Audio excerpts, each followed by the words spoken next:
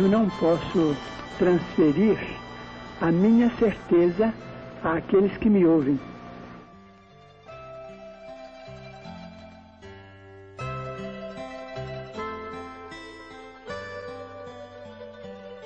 Pedro Leopoldo, cidadezinha do interior de Minas Gerais. Em 1910, nasceu um homem bom e humilde que devotou toda a sua vida a pregar a caridade e fazer o bem. Francisco Cândido Xavier.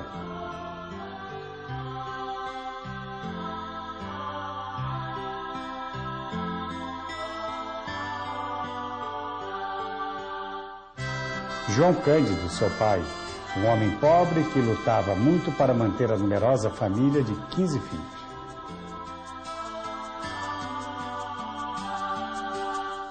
Chico começou a trabalhar aos 8 anos de idade no balcão do armazém de seu Juca.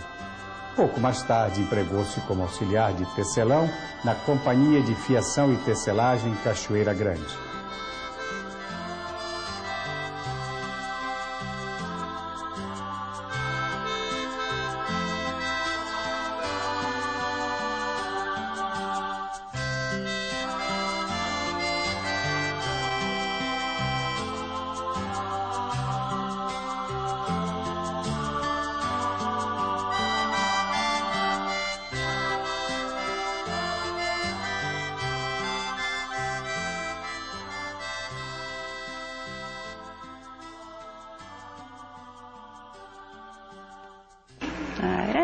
A vida que vivíamos na Rua São Sebastião e que todos os irmãos eram vivos, porque nós éramos 15 irmãos e éramos uma família humilde, mas era uma família alegre, era uma família feliz.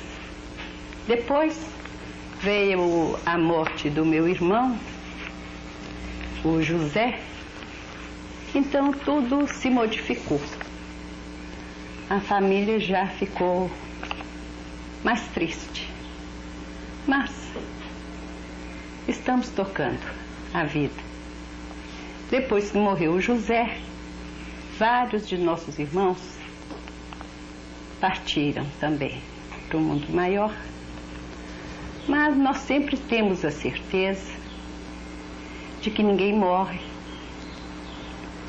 tudo renova. E com o ensinamento que o Chico nos deu, a gente sabe que a pessoa vai, as lembranças ficam e a gente vai tocando o barco da vida com fé, com coragem, que é isso que ele nos ensinou, não é?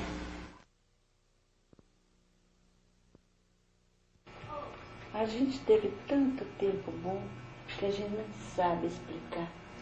Porque Chico foi bom demais. Ele estava por aquilo que a gente quisesse. Só tinha uma coisa, quando pedia para ele qualquer coisa, a gente sabia. Se ele falasse assim, vocês é quem sabe, não podia falar. Quando podia, ele falava, pode fazer ou pode sair.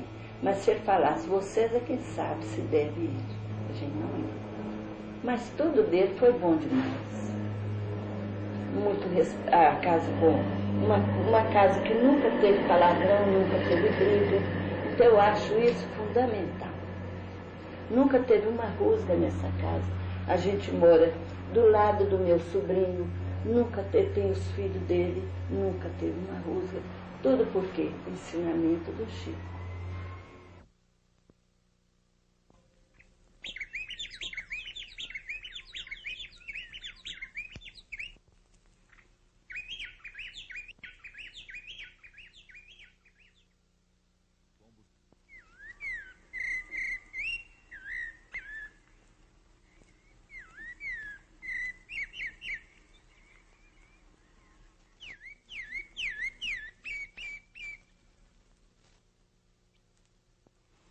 A Fazenda Modelo era apenas uma denominação, porque ela é respeitada no Brasil inteiro, mas o verdadeiro nome era Inspetoria Regional da Divisão de Fomento da Produção Animal do Ministério da Agricultura.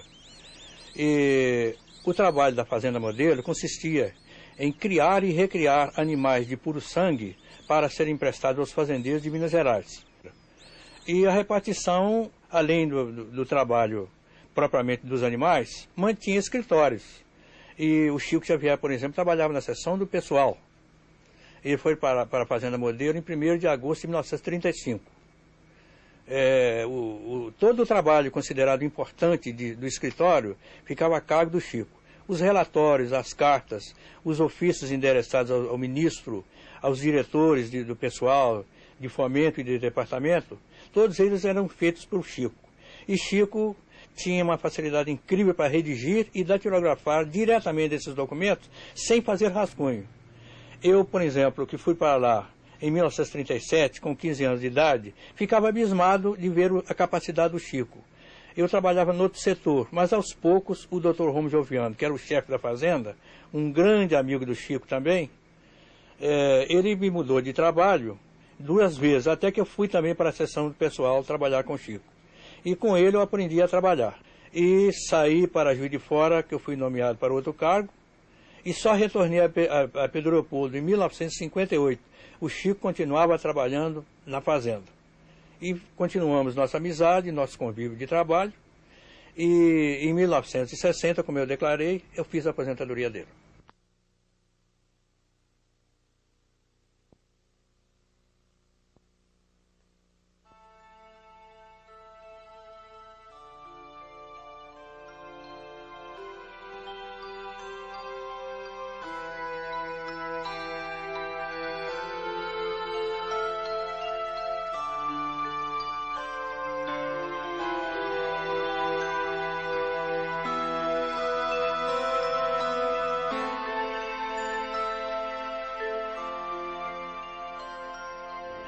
No açude da tecelagem, na década de 20, Chico Xavier teve os primeiros contatos com seu mentor espiritual, Emmanuel, e logo de início avisou ao médium que ele deveria obediência a 3 deveres básicos: disciplina, disciplina, disciplina.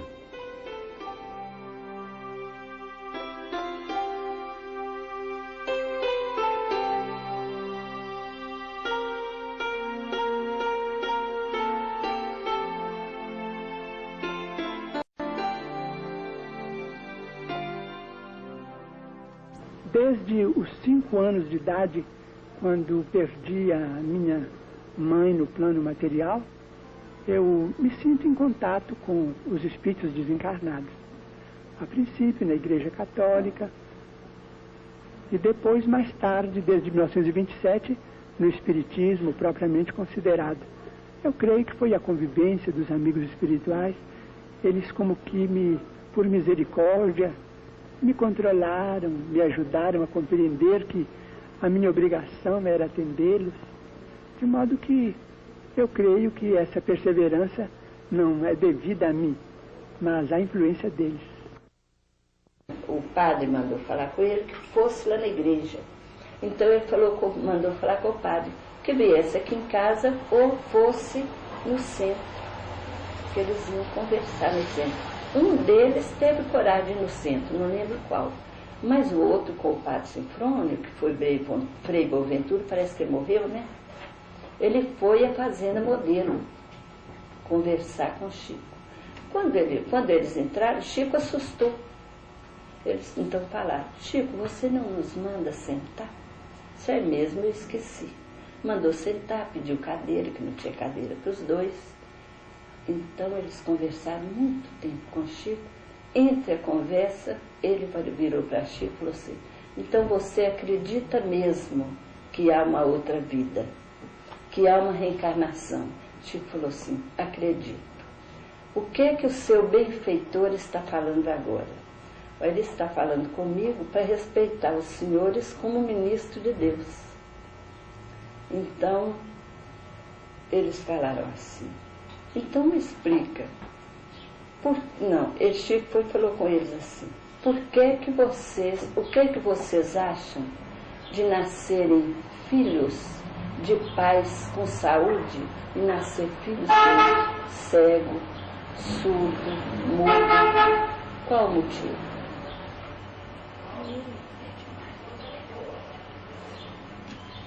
Daí, Não.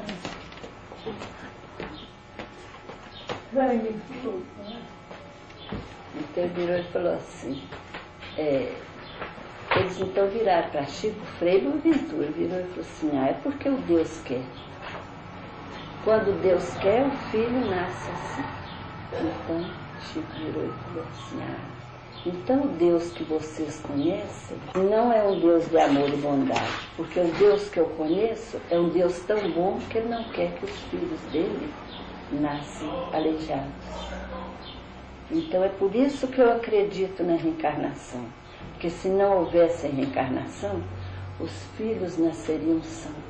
Porque a dívida do passado é que faz os filhos nascerem com problemas. Isso é uma passagem que a gente não esquece. Até os 15, 16 anos de idade, eu estive nas práticas católicas e encontrei na pessoa dos sacerdotes grandes amigos. Em 1927, quando me afastei das práticas católicas, me despedi daquele que era particularmente um amigo para mim, o padre Sebastião Scarzelli. Pedi a ele que me abençoasse, que orasse por mim, que pedisse à Nossa Mãe Santíssima que me abençoasse. Ele prometeu que faria isto, porque ele sabia dos meus conflitos interiores, das minhas dificuldades. Então, desde 1927, quando eu abracei a doutrina espírita com o Evangelho de Nosso Senhor Jesus Cristo explicado por Allan Kardec, eu nunca encontrei hostilidade, nem má vontade da parte de sacerdote algum. Todos os nossos amigos católicos também sempre me trataram com muita bondade, com muito carinho, com muito respeito. Eu só tenho que agradecer aos nossos irmãos católicos pela bondade com que eles me trataram e me tratam até hoje. Como o Chico era muito amigo do meu pai, José Albano, meu pai era motorista de praça, né? E conduziu o Chico aí pela periferia. E um dia o Chico foi até o meu quarto. E eu, com uma dor terrível do lado esquerdo do rosto, que estava paralisado, e o Chico sentou na minha cama e me perguntou o que eu tinha. Então eu disse para ele que eu estava com esse problema de paralisia facial. E ele me perguntou qual é o médico que estava me olhando. Eu citei para ele que foi o Dr. José Barbosa, um otorrino de Belo Horizonte. E ele me perguntou quais eram os remédios que eu estava tomando, né? E eu mostrei para ele os remédios e ele me disse, não, os remédios são esses mesmo, o médico está certo. Mas ele colocou a mão na minha testa e disse por 3 vezes que eu ia ficar bom. Uma coisa fantástica, quando ele saiu do meu quarto, a dor desapareceu.